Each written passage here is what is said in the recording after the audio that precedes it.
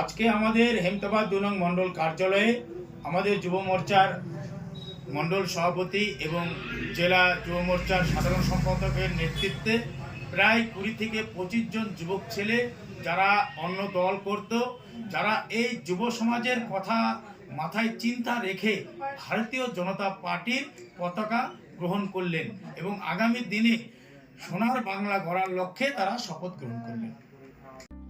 আমরা সুনামের সাথে সকল রায়গঞ্জবাসীকে সুস্বাদু খাবার সবসময় পরিবেশন করার চেষ্টা করেছি এবং আপনারাও সবসময় আমাদেরকে আশীর্বাদ করেছেন। এইভাবে আমরা আরেকটা আউটলেট খুলতে চলেছি মোহনবাটির আশেপাশে, সেখানে আপনারা অবশ্যই আসবেন। এখনো আমরা নাম বা ডেট ঠিক করিনি, নাম মোটামুটি ঠিক করেছি, সোল রেস্টুরেন্ট। সেটা আপনারা এসে আমাদেরকে সবাইকে আশীর্বাদ করবেন এবং আপনাদেরকে ওপেনিং ডেট জানিয়ে দেওয়া হবে খুব তাড়াতাড়ি।